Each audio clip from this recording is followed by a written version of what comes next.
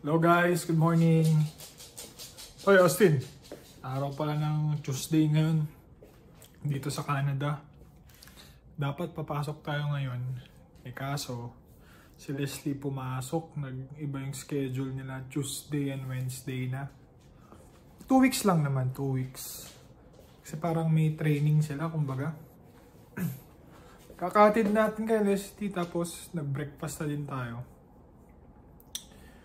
Ay, marami akong nababalitaan dyan sa Facebook, kahit sa news.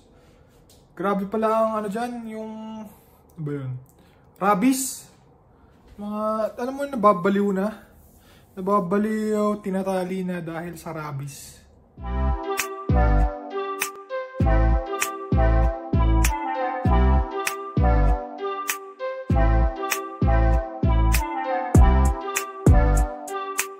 Mga nababalitaan ko rabies galing sa pusa saka sa aso.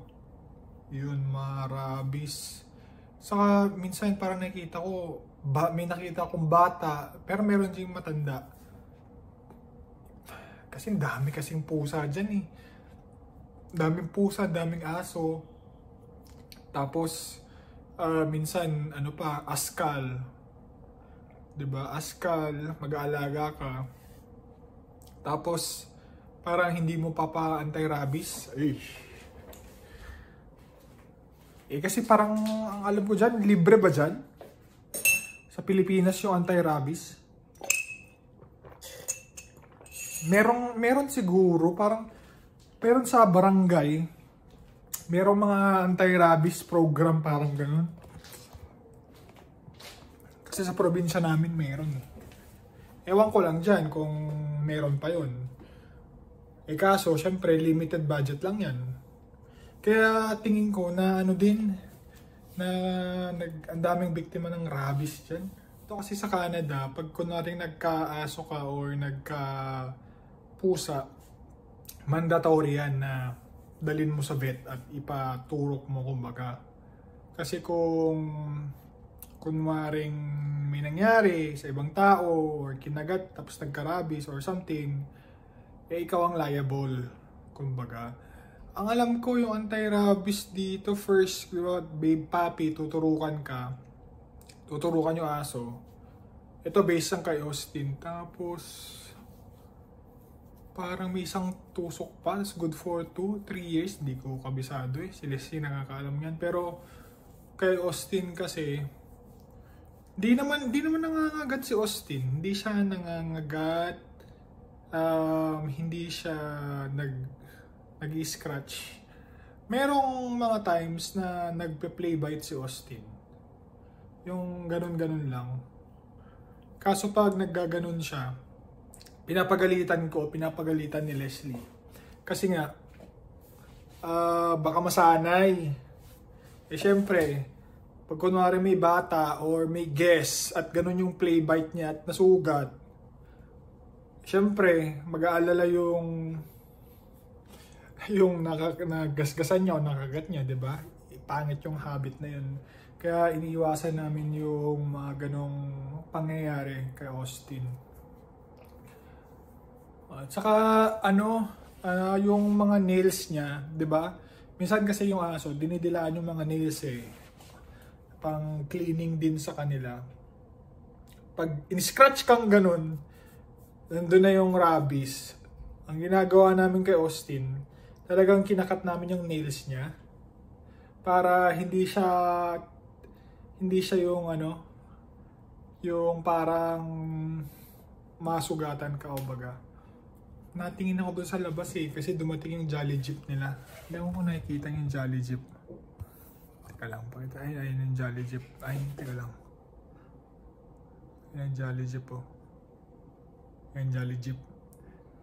Nakita yung Jolly Jeep yan. May mga Jolly Jeep Kasi itong kabilang building, di ba, ginagawa. So may mga may mga construction na, mga maintenance. So, siyempre, dyan sila bumibili. Mas nakikita ko may top din yan eh. Tinatap din nila eh. Automatic din tong mga to eh. Diba? Ewan ko dyan sa Pilipinas. Kung yung Jolly Jeep eh, ano na, cashless na or hindi pa rin. Pero dito kasi top ang uso. Nung baby kasi si Austin, syempre concern din namin yan yung, nakikita nyo nanood akong vlog nila kay Tracker. Nung baby kasi si Austin, tinanong namin yung vet, paano maiwasan yung rabies, maganyan. Diba? Ang sabi niya, since naturukan si Austin, nothing to worry. Kaso ang problema daw kasi, pag mayroon kang aso na hindi mo kilala kung naturukan o hindi, at kinagat si Austin, magkakarabis si Austin. So, kakarabis din pala yung aso. So dun pag magkakaroon siya ng rabies, ewan ko, parang ganun. Basta ang advice, pag kung nasugatan, hugasan mo. Since kung galing kay Austin although baby pa si Austin nun siyempre mga kuko niya matalas. Yun yung nakakasugat sa amin dati. Pero naka-vaccine naman siya.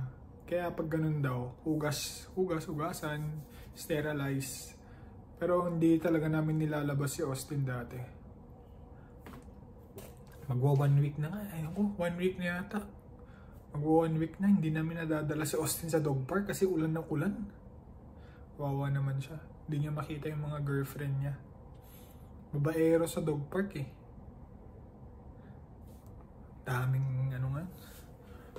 Daming balita ang Canada regarding immigration.